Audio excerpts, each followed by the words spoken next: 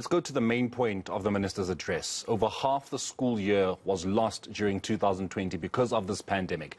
Of course, that is according to the minister herself. During that briefing earlier this morning, she says further disruptions to learning should be prevented. Earlier, the minister was giving an update to the department's COVID-19 response. Let's get some reaction from the National Association of School Governing Bodies, Matakanye.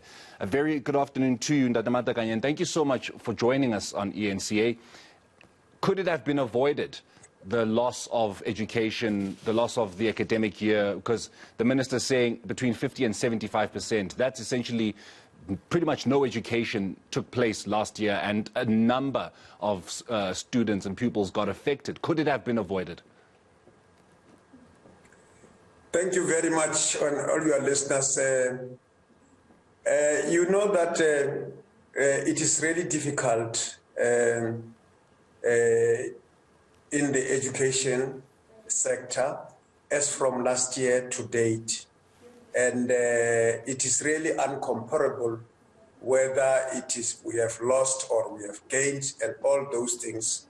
It's just that all of us, we must put our hands on deck to support whatever efforts the sector is trying to do, so that our children are not referred as the lost generation. Because if really we don't stand up and ensure that we protect the education of our children, this pandemic will finish us all. So I'm saying the department, as the minister has indicated, really and truly we just have to stand up as SGBs, as parents, as communities, as society, and everybody, and ensure that now how best can we educate. Like for instance, now we are learning to live with this pandemic. The only challenge, the serious challenge that we have in education is social distancing. And we are saying, let's stand up and see to it whether there are amenities around us that we can use so that these children get education. Matakanye, what exactly can be done? And obviously this is something that needs to start with the Department of Basic Education. The minister, Angie, Motshekga, needs to be the one that is essentially at the forefront doing something. But what exactly can and needs to be done to ensure that we don't consider the children of today a lost generation? All the efforts, firstly, it starts with the Department of Basic Education, because they are in charge of the system. We have just to support. Like for instance, we said there must be discussions around the platooning system, and it appears that the Department of Basic Education, they don't support that system, because alternate education, going to school alternatively, then it seemed not to be working really. And particularly that now we said our grade art, grade 7 must go back to school. So what has to be done is that parents must stand up, communities must stand up. I think there are churches are not working. A school has to be linked with a church there, and then has to be linked with the community halls there. But the Department of Basic Education must supply teachers. If then the communities are start to talk to say, okay, then we can take this number of children, and here is a hall that does not work. Then we are saying the Department of Basic Education must supply teachers, must supply the desk and everything, so that there's something that we are doing. We can't just say, let these children go back to school and really, and only to find that now we are reducing the question of social distance and say it's no more 1.5, it's now 1 meter. Yeah. It may not help, but then we are saying all of us, we have to stand up and see to it that now, how best do we do that? Now, here's something that is incredibly concerning, another point that the minister raised in Matakanye, which is that of teenage pregnancy.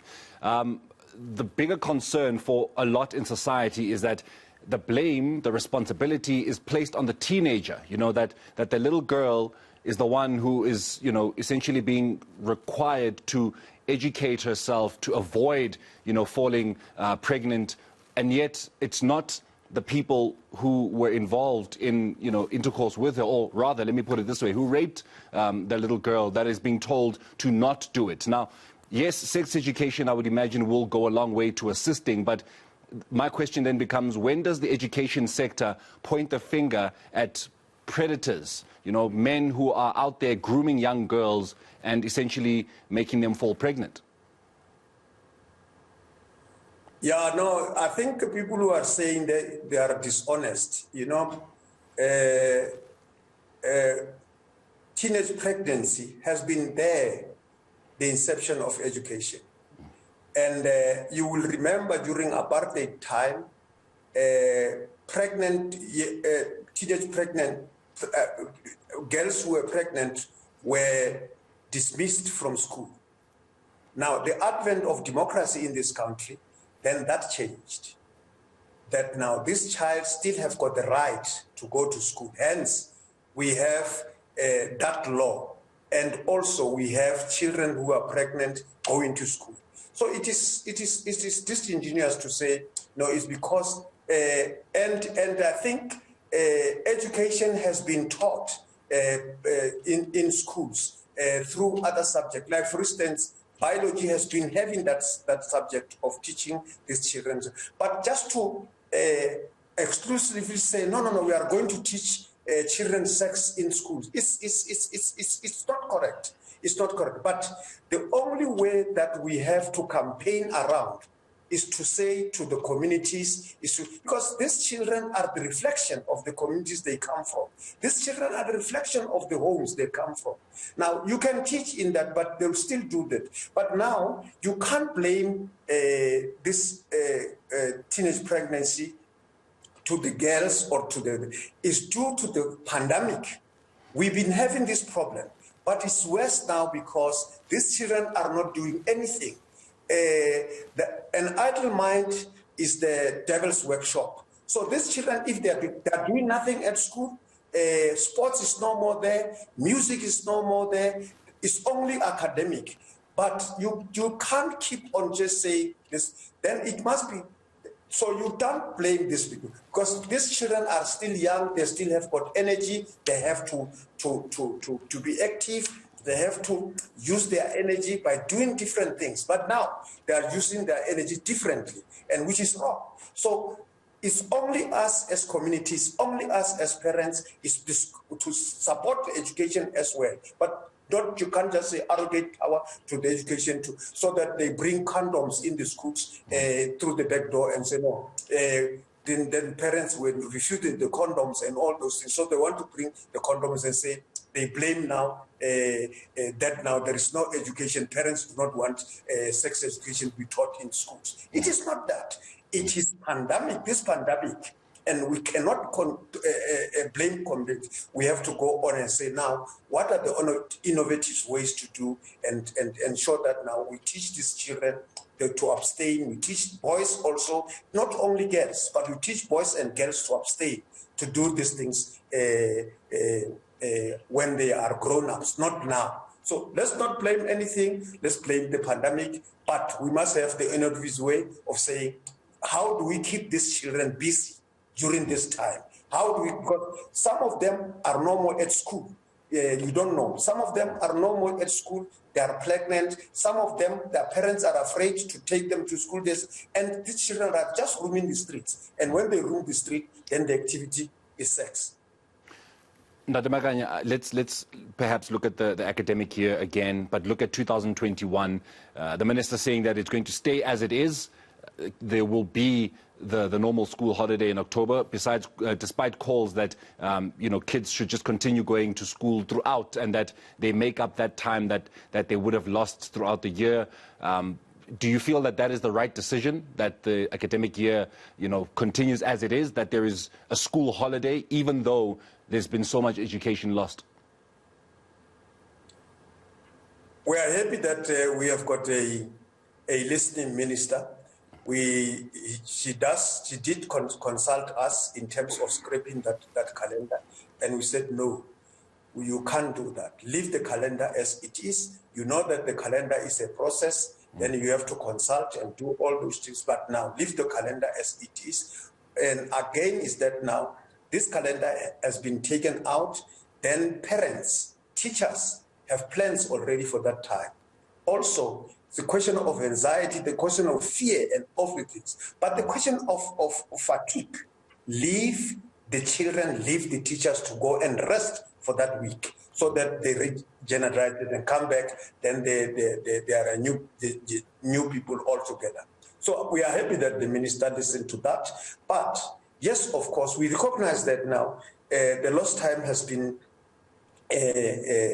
made, but now what is it that we have to, I think that's the discussions that we have to take and say, what is it, how do we recover the lost time?